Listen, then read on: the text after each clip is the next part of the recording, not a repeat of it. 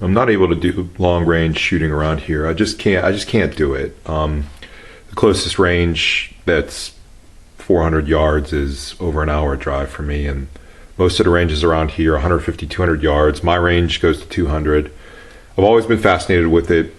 I just don't have a rifle set up for long range shooting. This rifle here would be the rifle that I own that would be most suited for that, even though it really isn't. It's a TIKKA T3 Sporter hunting rifle. I bought this rifle about 5 years ago to go hunting with my fiance's dad, which is something I really don't do.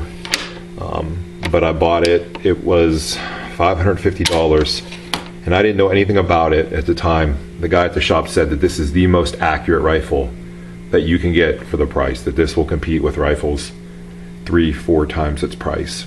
So after I got it, I did research on it. That makes sense, right? And I read a lot about TIKKAs, and they come with a 1 MOA guarantee with factory ammunition.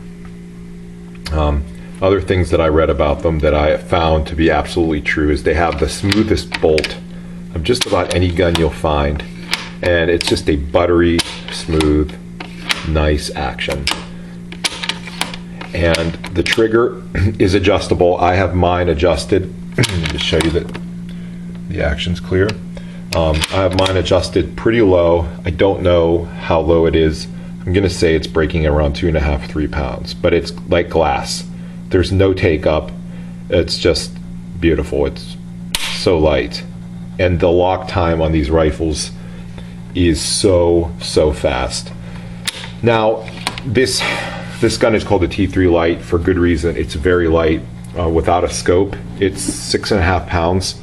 As I have this rig set up, it's probably close to 8, but it still feels very light for a rifle of this length.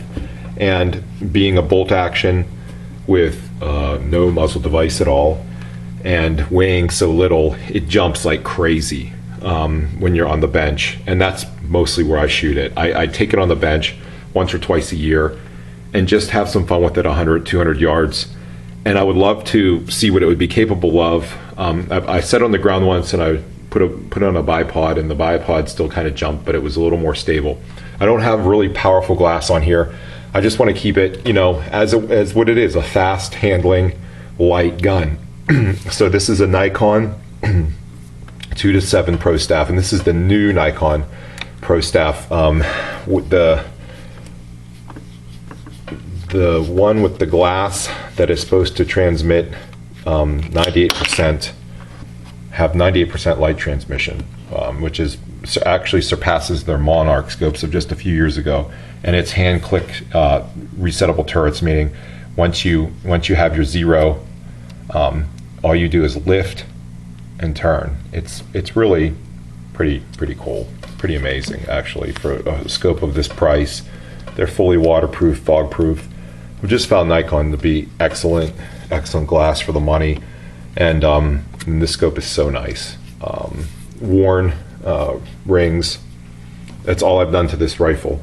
I have the 3-round mag in here, and I have a 5-round mag that I bought after a couple years after I had the rifle, which I think this magazine was like $65. It was ridiculous. It's worth it. Yeah, right. Plastic magazine. So there's a lot of plastic on this rifle. Trigger guard's plastic. The back of the bolt is plastic. Fiberglass stock, but very stiff. Free floated barrel and very stiff, not like a lot of composite stocks that are loose up here and you can actually squeeze and touch the barrel to the stock. You can't do that with the TIKKA. Even though the barrel is a sporter configuration, it's kind of thick, which is nice.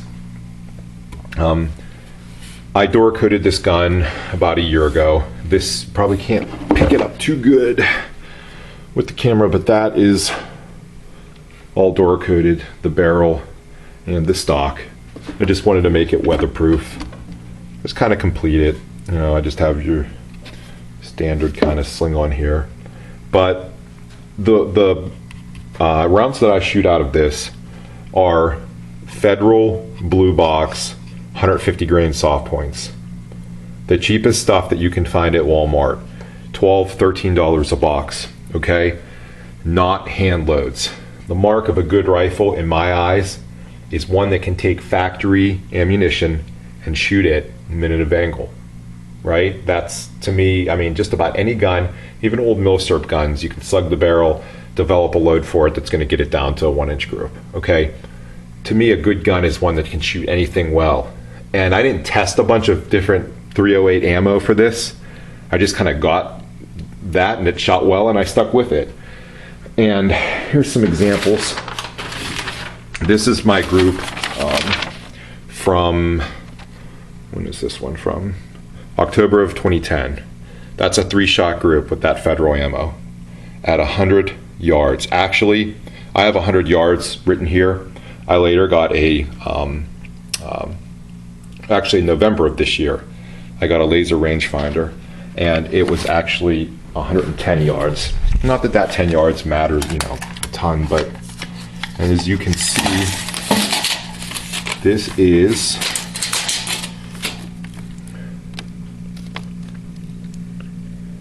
that is a 3/4 inch group. That's sub MOA. And that was just my best group of the day. You know, I probably shot a few. I never put a lot of rounds down range. This one was this past October. And this, and the difference in group size, this one's probably about 1 inch, this one, is that I did it with this scope, the 2-7, okay? This one was done with my Nikon Buckmaster 4.5 to 14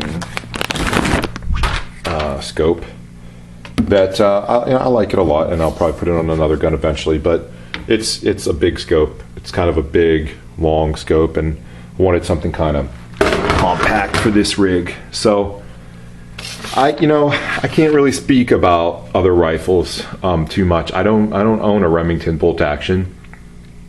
I've seen guys at the range shoot their sporter style bolt action guns, and I've seen some shoot, as well as this, and I've seen some shoot a lot worse. And I'm no bench rest shooter by any means. I'm very open and honest about my shooting skills. I consider myself to be average in terms of being able to shoot good tight groups. For a shooter with a little bit of experience, I consider myself about average. So if I can do that, there's certainly people out there that could have done better, which to me is just mind-boggling. The fact that this rifle cost everything here under $700 is just amazing. I just thought I would share it.